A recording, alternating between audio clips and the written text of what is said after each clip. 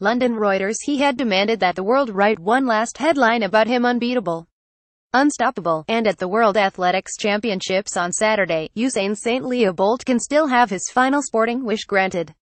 Those quicksilver feet, which always dealt in gold, have another chance to obey his command as he seeks to bring down the curtain on his matchless sprint career and land a 20th global championship title in the 4x100 meters relay. There may never have been an anticlimax in sport quite as deflating as Saturday's 100 meters final, when Bolt, in his last solo race, proved both beatable and stoppable, defeated by the two-time doping offender Justin Gatlin. It seemed the greatest entertainer that athletics, and maybe even the whole panoply of sport, has known, had run out of magic, betrayed by a creaking start from the blocks. Even as he posed for all the selfies afterwards, demonstrating a grace and sportsmanship that proved him just as big a winner in rare defeat, it still felt wrong, a desperately downbeat way to depart for a sportsman who has brought so much joy to all. So, to the good news. Delightfully, there are now two last spins for the road. There was supposed to be only one, the 4x100 meters relay final on Saturday night, but Bolt has offered us an extra treat by opting to run the heats 2 earlier that morning.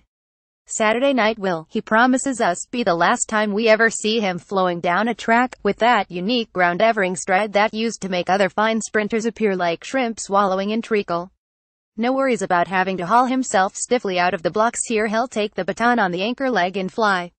He always did look his most imperious with a rolling start, and he still holds the fastest 100 meters relay leg time, an unreal 8.65 seconds.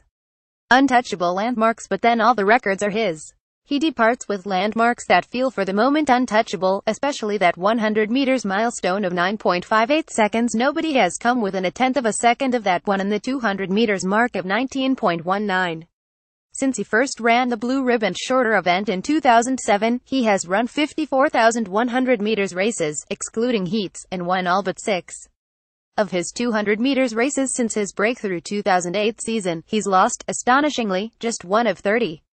The statistics tell of a longevity of domination that the fickle world of sprinting had never seen before. Yet no athlete could be defined less by cold, emotionless figures.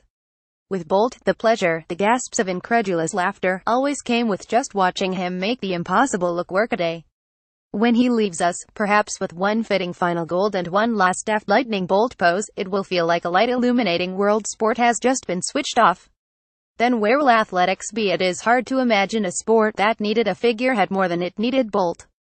Mired in doping scandals, strangled by disinterest, and treated with increasing public cynicism, Bolt was its joyous bolt hole. His farewell championships have given a glimpse of athletics life without him. Lifelong fans, we had a 100 meters winner Gatlin booed to the rafters, and a 200 meters victor Ramil Juliev, whose winning time was nearly a second slower than Bolt's best, and who ended up being interrogated in the victory press conference about his adopted country Turkey's doping record. Then, Bolt's supposed successor as the sport's main attraction, Wade Van Niekerk, wept over suggestions of IAAF sabotage from a rival Isaac McCullough, who was not allowed to run the 400 meters because of a virus he claimed he didn't have. It was never like that when Bolt was doing his thing. Bolt brought a pure, clear simplicity to the sport, rich in entertainment, delivered with a smile, and on a diet of chicken nuggets. The world did not just love Bolt, smiling with him as he made winning look preposterously easy. Athletics trusted Bolt in an era when the sport was engulfed by disenchantment. When Sebastian Coe, the IAAF president, watched his farewell to Jamaican athletics in Kingston this year, he told Reuters he's connected with young people, with people that didn't even think they liked track and field. He's turned them into lifelong fans. I'm not just saying that as the president of the world sport, I'm saying this as a fan. Because Bolt made us all his fans. He was athletics. Muhammad Ali and Pele rolled into one.